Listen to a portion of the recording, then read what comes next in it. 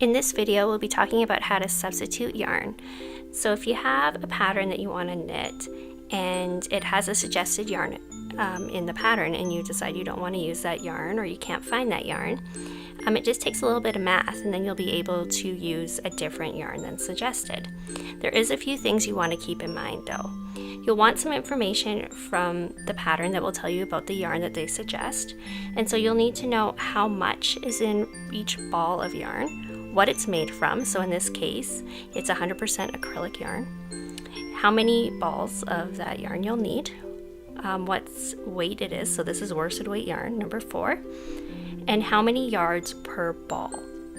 You'll then take the yarn that you want to use and you'll get the same information. The only thing we don't know is how much we're going to need for the pattern. Now when you're picking a substitute yarn, you need to make sure that it is made from the same fiber and it is the same weight, because if it's not, your project isn't going to turn out right. So just make sure these two things match as close as you possibly can. Then you're just going to do a little bit of math.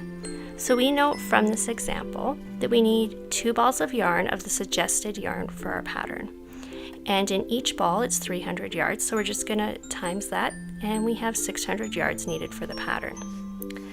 Then we're going to take how many yards are in our substitute yarn and just do a little bit of division, and we find out that if we use our substitute yarn, we're going to need 6 balls of yarn to create the same pattern.